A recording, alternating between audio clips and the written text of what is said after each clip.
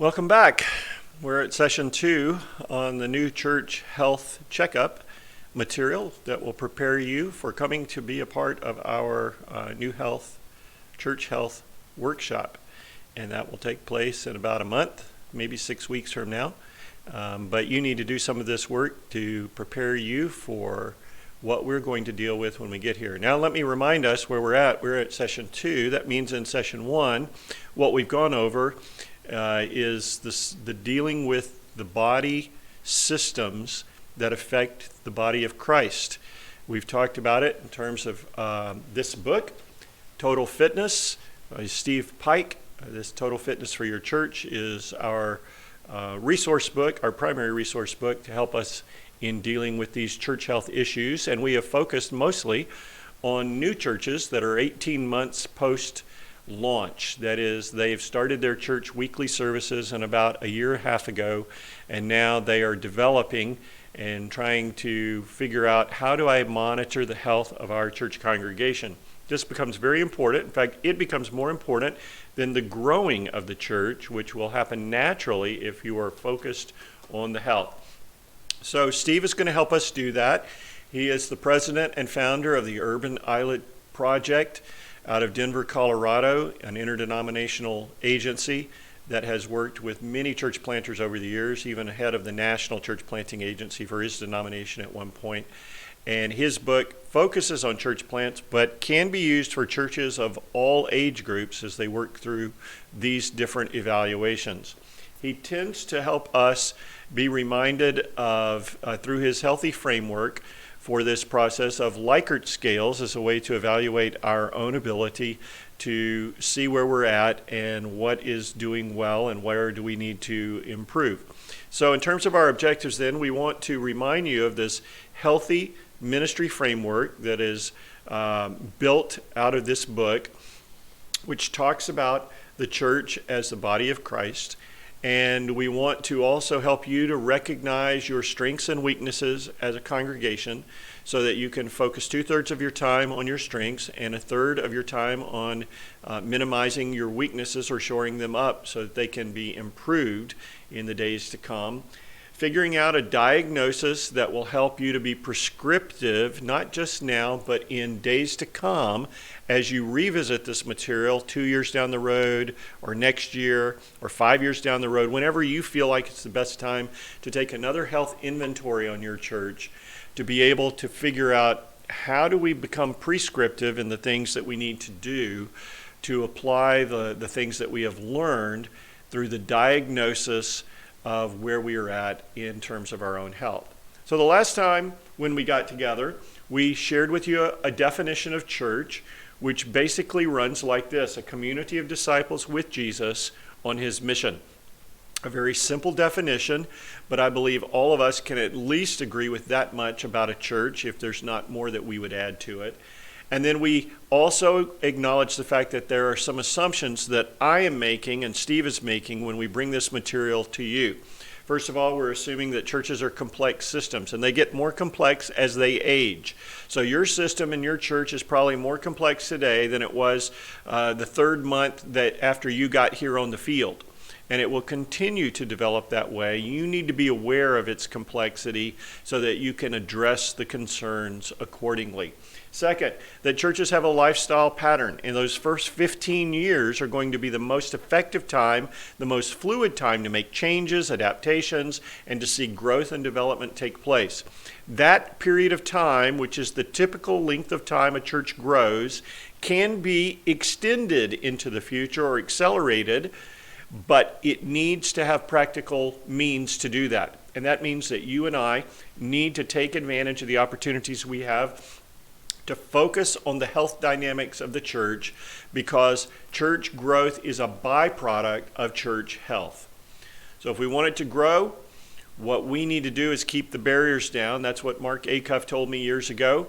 And we want to make sure that you are aware of where the barriers are, where the weaknesses are, so that you can address them accordingly and allow the church to grow as it needs to grow. Now, your church is not necessarily going to look like the church down the street, because the shape of your church is going to be affected by the contextual elements that impact it. and that includes the people that are a part of it in the body of Christ.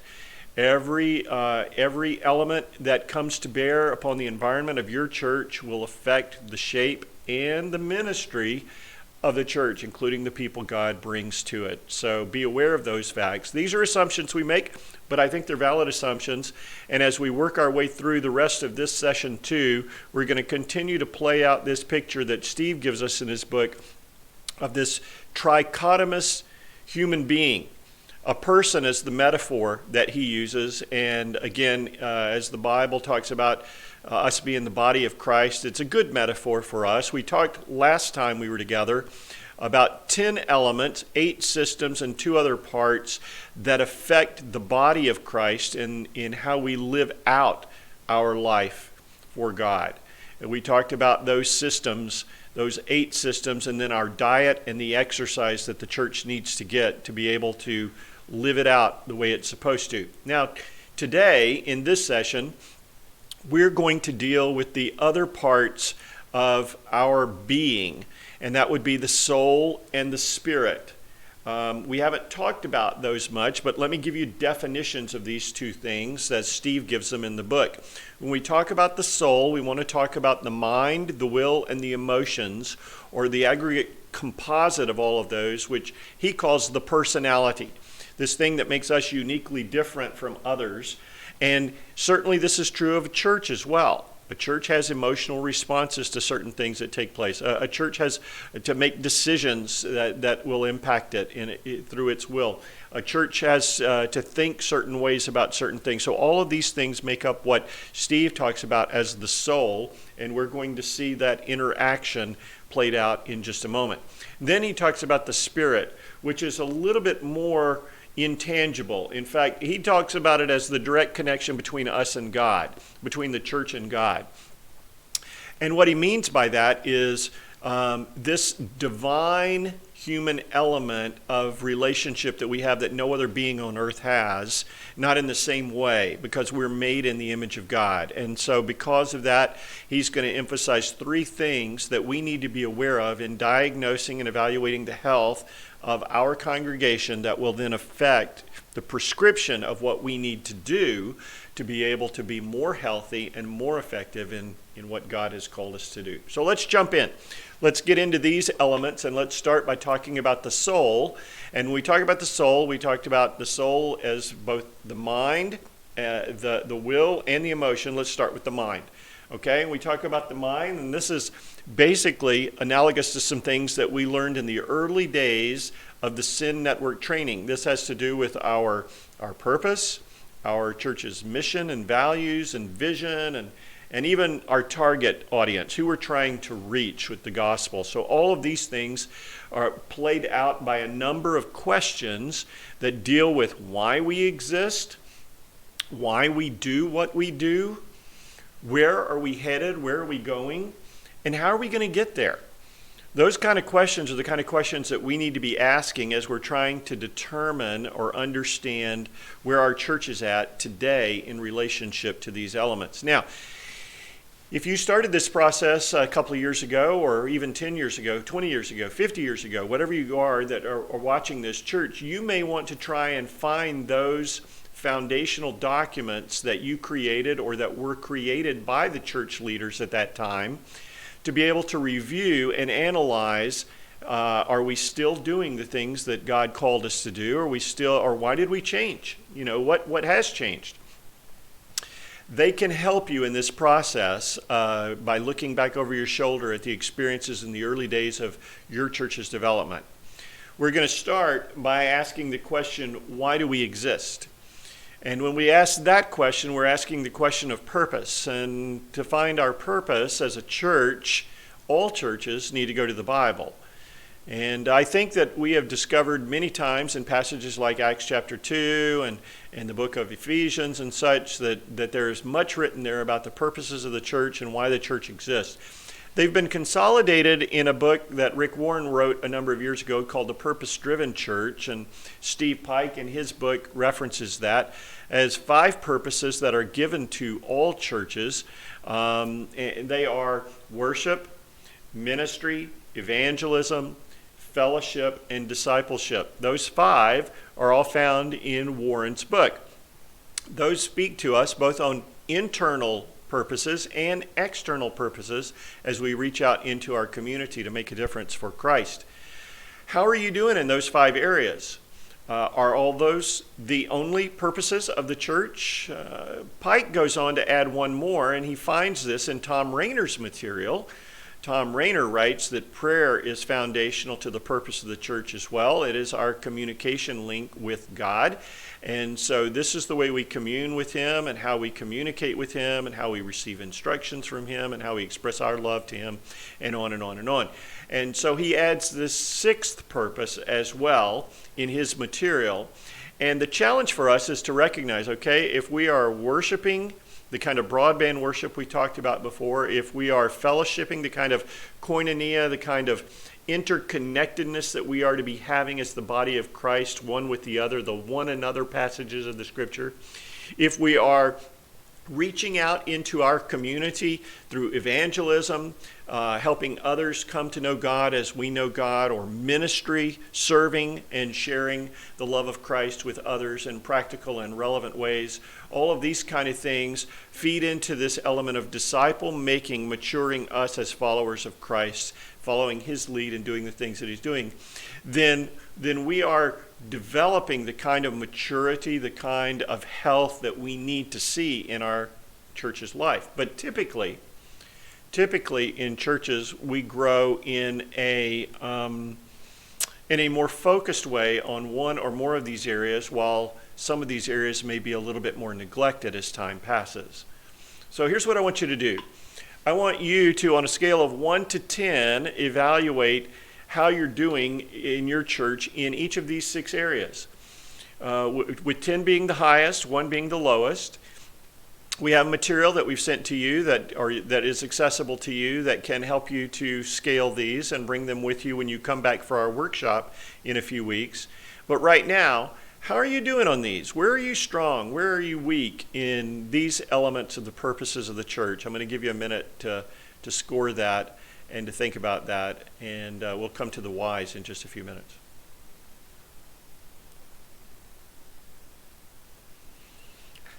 Now, the second mind question has to do with why we do what we do. And this really speaks to the things that we find valuable and precious in life. We call them values, and those values that really direct most of our activity, show itself in our behavior, are core values.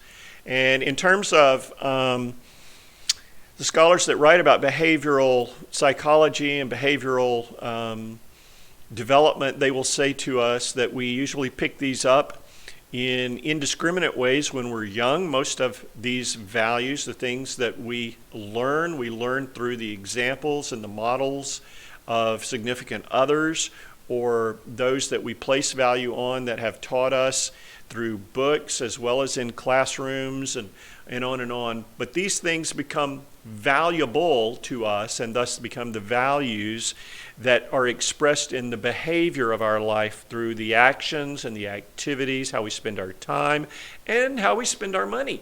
We put money into the things that we think are valuable for us as well.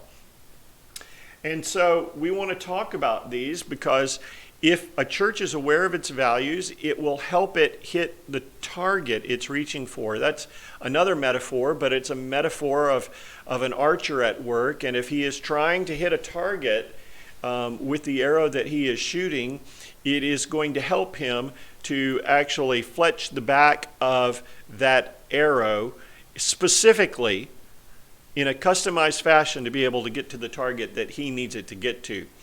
And what you are doing is you are expressing your unique personality through the values that you hold in your life. Your church is different from other churches, and one of the main reasons why it's different is because of these values. They are different from other churches' values. And so I want you to think about that for a while. What are the things that kind of are most important to us in church life? What are the things that we get angry if they're violated, or we get passionate if we have the opportunity to participate in them? What are the things that cause us to be unique or the product of our past experiences and convictions that that show itself through our corporate events or through our cultural context as well. For example, in New England, perseverance is a tremendous value in New England. And so many churches will recognize the value of taking their time to do certain things and moving along and yet not giving up, because perseverance is a value. You've got values, so I want you to think about those values for a few minutes. Now, let me just say this, that there are explicit values, and that's what we want. We want explicit values. Those are the ones that have been surfaced and recognized by you. But there are unspoken values as well. Sometimes we keep values hidden, and they may even be hidden to ourselves. We don't realize it until somebody hits that button or comes across that tripwire, and when they do, it sets us off. And all of a sudden we realize they've upset us because it was something that we thought was valuable and precious. We assumed it was to them too, and when they didn't treat it the same way, it made us angry or we were offended. And so sometimes we have unspoken values. We want to try to surface the values that are actually making our congregation act a certain way. The things we do, how we spend our time, how we spend our money, those kind of things. Let me also say that there are some other kinds of values that we need to steer clear of. Symbolic values are the values that if you read a book or you go to a conference, he says you ought to hold this value, and so you come back and you think you ought to put it in your value statements because they told you to, but it's not really a value to you. Stay away from that. Stay away from that. Be real, okay? Be real, be genuine, be authentic. So stay away from symbolic values and stay away from aspirational values. Aspirational values are the values we want to be, but you're not there yet. In the future, when you actually become those things, then add them to your value statement. But when you're not there yet, recognize they're only aspirational. These are things we recognize we need to be or need to do, but we're not there. Let's try to stick with explicit values. So, what I want you to do now is I want you to pause the video and I want you to write down the 3 to 8 value statements that you have. These values, put them in a sentence form that expresses why they're valuable to us, why we do what we do. We value creativity because da-da-da-da-da. And you just add a one-sentence statement about each of the values that are important to your church. Do that right now.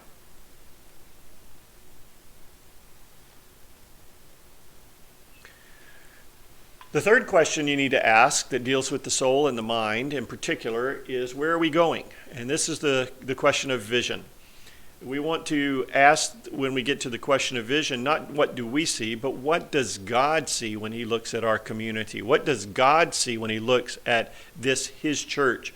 What does God see, and what does he want us to do to help see part of that vision become reality? Our part of that vision, his vision, to become reality. This is his revelation to us, and as such needs to be treated with that kind of respect. It is his, what he has shared with us, and is thus our responsibility to help live that out the way he wants us to do it. That vision comes with God, not just of God. It is of God, but it comes with God. In other words, he is not going to give us something to do that he is not already a part of. He wants us to join him on that mission in seeing that vision become reality. When we talk about vision, we typically talk about something that will happen, what we will be in the future, be as a church. And so when we begin to think, let me encourage you to think in our moving and changing world, no more than 5 years out right now, but in the next 5 years, what does God want this church to be? What will it look like at that time? And I want you then to take time to get alone with God, apart from other resources except his word and prayer, and begin to flesh that out. What does God want us to be 5 years from now? How will that look? What will it mean? Where are we headed in this process? And write out that statement. My guess is that this is going to be more like a paragraph form that you can come back and abridge and maybe even put down into one little sentence or slogan statement. But to start with, you probably need to write out a paragraph or more that will flesh out where are we going and what will we look like in 5 years from now. So take a minute, pause, and do that.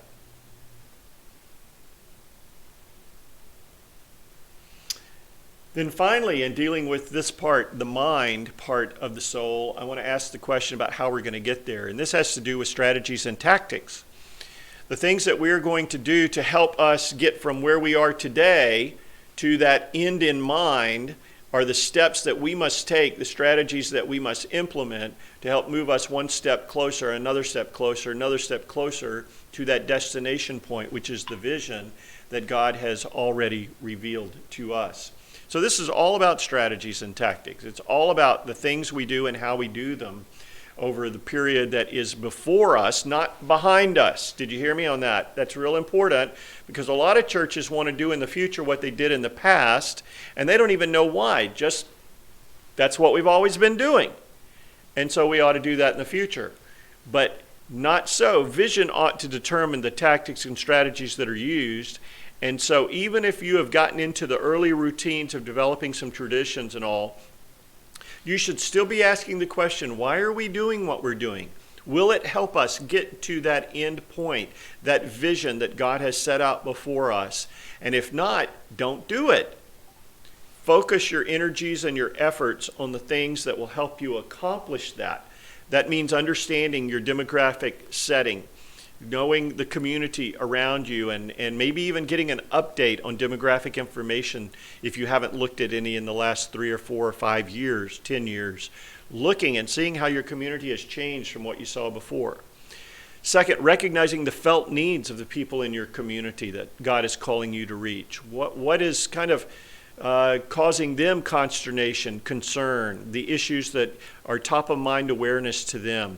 How can you then, as a church, address the needs that are there? What skills and resources has God brought to the congregation, your church, that can help you in addressing those felt needs in your demographic setting? Putting all of those things together will help you develop strategies that will enable you to move closer and closer and closer to seeing that vision become reality. So I want you to pause again now on the video, and I want you to write down those kinds of things.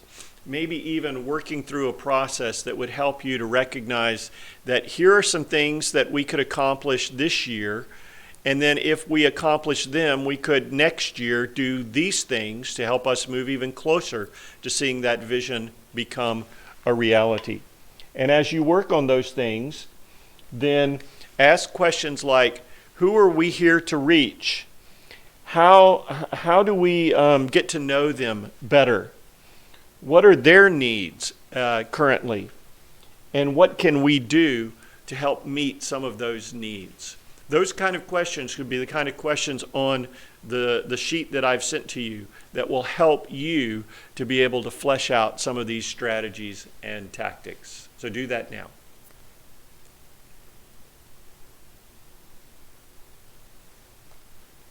Now, the soul is not just about the mind. It also includes the will and the emotions. So let's talk about the will for a few minutes. The will, what we mean by that is the human decision, the human dimension where choices are processed and made. And so when we as a church begin to make decisions, this is our collective determination, trying to translate these core ideas that we've just talked about, the things that are in the mind of the church, to guide us into tangible actions, the kind of things that we're going to choose to do. Once we have made the decisions, these are the strategies and tactics. I have seen churches that have just put those in a notebook and stuck them on a shelf somewhere. We don't want that to happen. I want to see you take these things and move them into action. And so to do that, we have to determine whether or not we're going to join Christ on his mission, how we're going to do that as well. And so we're going to move our way through a process that adds more vitality, more engagement in the mission of God, beyond just the words and the pen on paper kind of syndrome. So are we transferring and translating our God-given ministry ideas into actions that will make a difference for people in the community of faith and the community beyond the community of faith, our church, that need to be reached with the gospel? And to do that, let me introduce you to a process called GROW. Some of you probably are aware of this, but it is kind of a strategic planning process that can help you in making the determinations of what needs to be moved into action. First of all, the G stands for our goals, and many of those goals have been fleshed out in the last step of our mind process that we just finished on strategies and tactics.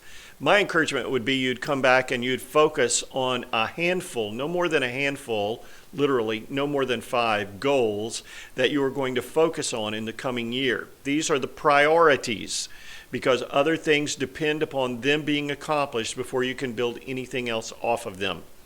Or they must come first, that kind of thing. Second, what is our reality today? Where are we at in terms of those goals? Be honest with yourself here, folks. Don't idealize how good your church is doing.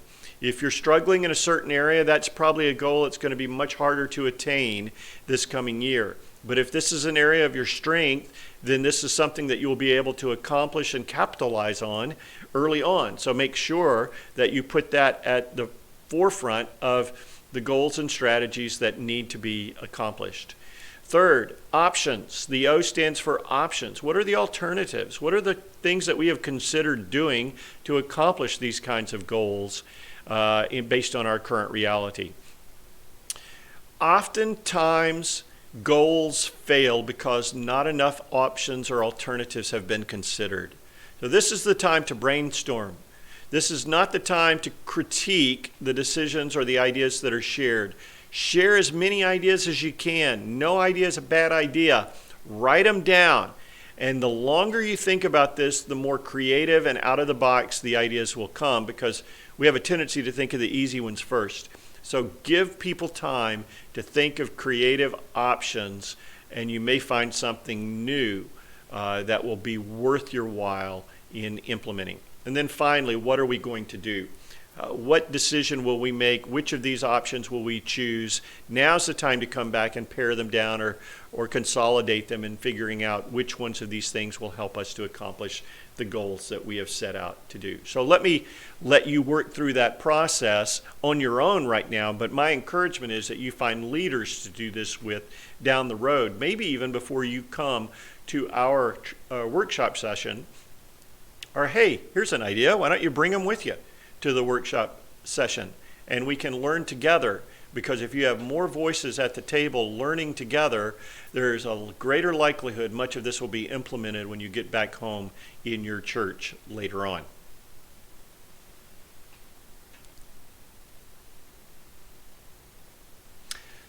So let's conclude our conversation by talking about the soul with its emotions. The emotions add the personality coloring to much of what we have just said, and they will express themselves in a variety of different ways. We are more or less emotional beings, some of us more so than others of us, and yet all of us have emotions and react emotionally to events and circumstances and situations in our life. Those that have studied emotions find that there are 3 parts to every experience that deals with emotions: the cause, the actual emotion that's involved, and then the response that takes place. Corporately, this happens in church life too, and much of our emotions are reactions when we need them to probably be more proactive on the front end. And yet, there are reasons why certain emotions affect us more reactively than proactively. If we recognize that churches are function as entities like individuals do or families do, we will recognize that emotional impact can play a part collectively. They can be very complicated in the life of a church, and they can be very powerful as well. Now, according to a scholar who has studied and researched this, a guy named by the name of Robert Plutchik, he writes that there are 8 primary emotions that human beings experience. The emotions of anger, fear, sadness, disgust, surprise, anticipation, trust, and joy. 4 of those are primarily negative, 4 of them are primarily positive. And so when we say emotion, we're not just talking about bad experiences in our life, We're talking about any that create a reaction, so much of a reaction that they become memorable and significant in dating the life we share on this planet. Individually, that's true. As families, we have those experiences, but in church life, we have them as well. Pike, in his book, calls these red letter events in the life of the church. The red letter experiences are experiences that help shape and become mileposts for a church's life and its corporate life together that leads it or directs it a certain way. And they can be, if unprocessed, baggage that builds up under the corporate life of a church for future generations to hopefully uncover, but in a scary way, they may trip over it and it may cause all kinds of problems, or for us to recognize in our present day and deal with appropriately, which is a much more healthy response. And that's what I want you to do in this exercise. This exercise is going to take a little bit longer time, but I want you to think back to the beginning of your church. And as you think back from the beginning, start naming the red letter events that have taken place in the life of your church. There may have been some before the launch of your worship services. In fact, I'm pretty sure there were. Maybe significant individuals that came to your church, a location that was cited, or a worship leader that was found, a first conversion experience that was celebrated in baptism, or on and on, some of the first mission trip, those kinds of things. And then after the public launch, other experiences that have taken place since up to this present day. Not all of them are positive. Even in new churches, you may have had a conflict. Oftentimes by the year 2, after a public launch, there's somebody that has tried to hijack the vision and take it a different direction. And that may have happened already in your church's experience. Whatever those red letter dates and events are, this is the time for you to think through their emotional impact by writing them down on the paper that we have sent to you, or by listing them on your computer to bring with you when you come to the workshop. They will be very important for us as we process and determine what's the next steps for your church. So take time now and write them down.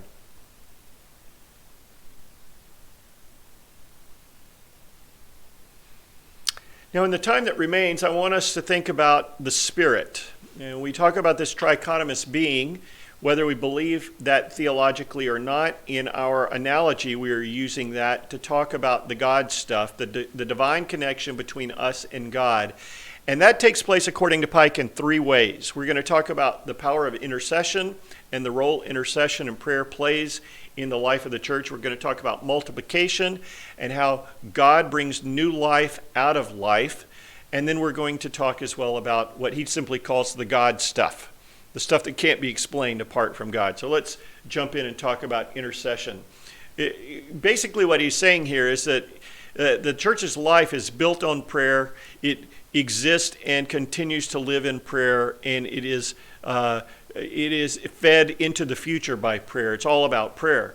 And that we need to recognize that in a day in which prayer is taking less and less time in our worship experiences and our small group, that we probably ought to be reversing that trend and recognizing the value of it. There are a lot of reasons why people don't pray today, and he points out many of them. We're distracted by the busyness of our lives. We don't know how to pray, just as his disciples, Jesus' disciples, asked him to teach them to pray. We have meetings that are either too structured or not structured enough to include prayer in those times. We don't have personal prayer times ourselves, and so it doesn't invade our corporate prayer times. And I'm talking specifically to leaders there. And then our prayers are often reactive instead of proactive also. The key for this becoming more important in church life is you, church planter or pastor. It is you, the prayer leader. You've got to exemplify this. You have to set the stage for this. The only prayer that takes place in your church should not be the worship leader doing a transition prayer between one of his songs and the next one of his songs. There should be very specific and important times of prayer in the life of the church. So here's what I want you to do. Now we've gotten to the Spirit, we're back to the Likert scales, and you have a Likert scale to evaluate the life of prayer in your church. What is it like? And specifically, the intercessory prayer life. Are you only praying for sick people in your church? Are you praying for lost people in your community? Are you praying for opportunities to be an evangelistic witness or to serve those that have needs beyond physical sickness needs? Those kind of things. How are you praying, and what are the impact of the prayers that you are seeing? Is God responding to your prayers? Are you seeing evidence of that as well? Take a few minutes and do that Likert scale about the prayer life of your church right now.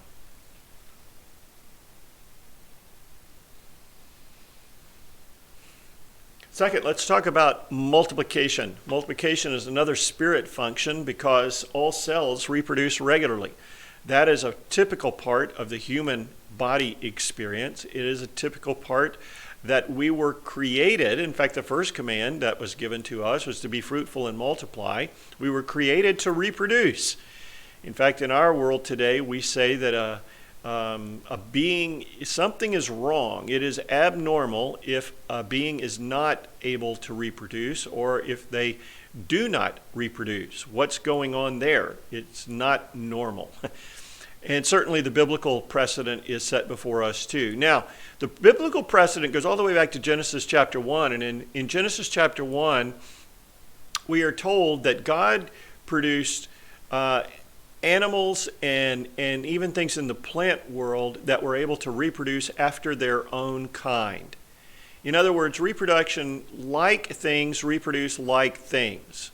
And what that means for us in church life is that disciples should reproduce other disciples, that new groups should reproduce other new groups, that churches ought to reproduce churches, like things reproducing like things. These are things that God animates. He brings them into life and gives life to them as he energizes his church. And so we are to recognize that, we are to value that, and we are to do what we can do to amplify that through the life of the church. Now, there are a lot of benefits for existing churches that come through the experience of seeing reproduction take place. The faith journey deepens our own intimacy with Christ.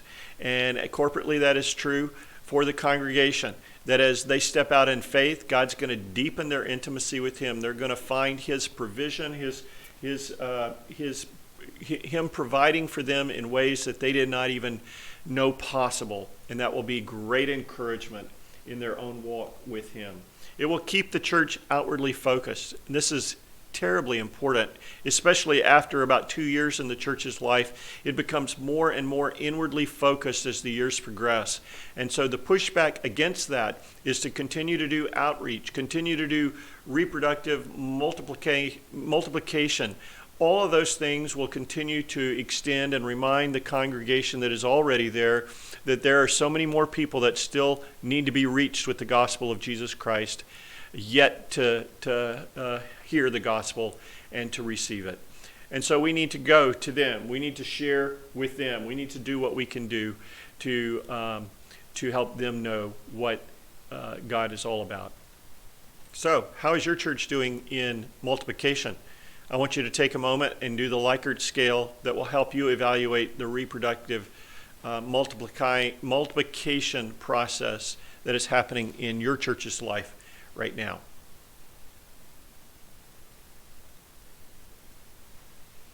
And then finally, I skipped something here. I want to go back and get this too, because multiplication is one of my favorites anyway. So let me talk about these stages that your church is probably going to go through in multiplication. You know, you're probably going to start with a tool that the North American Mission Board has come out with called the Multiplication Pipeline. Let me encourage that if you don't have a formal process already, that you look it up. Go to nam.net/pipeline, and you will find this tool available to you free of cost. All you have to do is download the resources that are available there and then implement them accordingly. And at level 1, it will help you in doing what we've talked about here, stage 1, disciples making other disciples. In fact, it will turn your disciples into disciple makers. And that's key for them becoming leaders down the road. If you want leaders to reproduce leaders, you're going to have to make disciples into disciple makers who become leaders. And they will have the ability to do that. So follow the process from disciple to disciple maker, from disciple maker to leader, leader reproducing other leaders, and then finding and identifying missional opportunities in the community where leaders can go out and get involved in multiplication efforts on part of your church, where they can be involved in church planting projects or multi-site projects or extension projects or evangelistic outreach projects, all of these kind of things. And then don't forget to repeat the process over and over and over again. These are stages that are important in the church multiplication process and stages every church ought to go through. It's normal to reproduce. It's normal to multiply. So how's your church doing in that regard? As I said before, if you haven't already looked at the Likert scale, look at it now and evaluate your church where it's at in this process. For new churches, it'll be new. It may be something that's still on the horizon for you, but keep intentionalizing that process. Get involved as you can right now in this process of multiplication.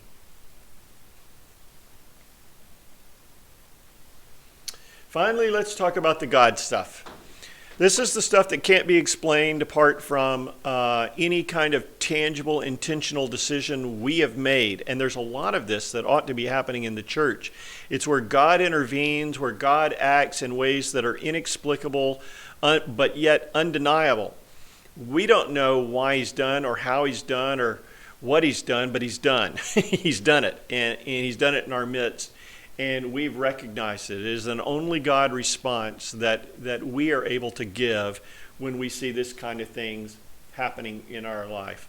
So while we can't guide this process, we can certainly create an environment that's conducive, that is open and expectant, that is ready and eager to be obedient to what God does in our midst and cooperative with him when he determines to act, to show up, to do his thing in ways that we cannot explain and yet are absolutely critical to his witness and his testimony in pointing others to him through the work of his church. So if we're going to cultivate a God-friendly environment that does that kind of expectancy, that kind of anticipation, that kind of readiness to act with the eager heart to be obedient, then we have to pray. We have to listen to the voice of God as he speaks to us. We have to obey what we already know God is calling on us to do. We expect him to intervene or to act in our midst regularly.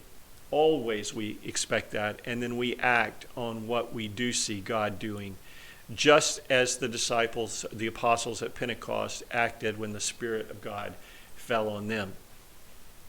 God's going to do some of that kind of stuff. He probably already has in the life of your church as well as in your own individual life. So I want you to look at that Likert scale, this last Likert scale, and evaluate the God stuff that's been happening in the life of the church that you have planted or you're pastoring right now.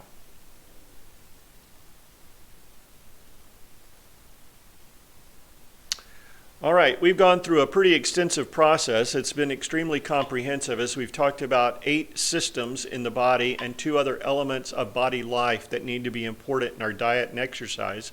We've talked about the soul, the personality of the church that you are starting, and we've recognized that that personality is made up of several component parts that have to do with the excitement and of who we are and what we are all about with our mind and our emotions and our will, all of those things interacting together to make us a unique being.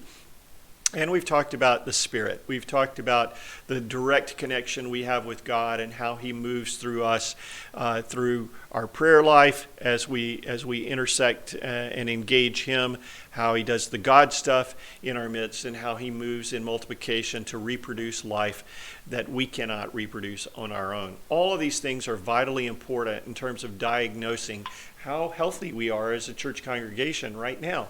So I hope as you begin to put all of this together that you will do 3 things in anticipation of our workshop. First of all, begin to evaluate each area with those scales that we talked about. You're going to have a summary sheet where you're going to be able to put down the scores that you got for each of those and write some concise summary statements about all of these areas of observation and analysis that you've done to bring with you when you come to our time together. I hope that you will bring that. Bring any other notes with you that will be helpful to you in that process. All of that's going to be an integral part of our training time, because you will lean on it, you will engage it, and you will share it with others in our group training experience so that we can learn from one another during that time. Second, review those documents that you previously created for the church, especially your original vision and values and mission understanding, your target group, your vision frame that you may have created in the Sin Network training. All of those things can be helpful in recognizing if you've shifted, why have you shifted? If you've re-engaged in a different direction, or if you're still on track, what can explain that, or can explain the changes that have been made in that process. And then finally, the training itself will focus on the analysis of your diagnosis. We'll spend some time asking you to tell us what you have discovered in this process, and then we will help probe a little bit farther to try and figure out if some of that diagnosis is correct, and then what the prescriptive elements ought to be in terms of next steps for you and your church. We'll spend the majority of our time there. This is why it's helpful for you to bring leaders with you if you want to bring 2 or 3 with you, because you will begin to prescribe some steps to take, and you will get some feedback from others that are a part of the group as well in trying to apply this in your church. And our workshop will spend the majority of the time doing that. Now, our workshop's just one day because we've done this training online. And so in the morning, we'll spend with diagnosis and evaluation. The afternoon, we'll deal with the prescriptive elements. And by the end of the day, you'll go back with a plan to implement some strategies that will help keep your church healthy, keep the barriers down, and allow God to facilitate the growth that will be necessary in the days ahead. I'm putting up my contact information for you again here as we complete this session, but I know that you have recognized that there's been a scroll across the bottom throughout all of the training that has given you contact information. So if you have questions about anything I've said, and I've said several things incorrectly and had to go back and correct them, so I want to be sure you get it right. If you need more information on a particular topic that we've touched on lightly but haven't been able to go into much depth with, if you just want to give me some feedback, please feel free to do any of those things before you come or after you come. Go to the website. You'll find a place there to find this information also, and more information about our church planting journey and the next steps in that journey for your church as well. We want to be available to you. I want to be available to you. So if there's anything I can do, let me know. And in the meantime, I look forward to our time together in just a few weeks as we together begin to learn better how to make your church stronger and healthier for Jesus' sake in the days and years to come. God bless you. Have a great day. Bye now.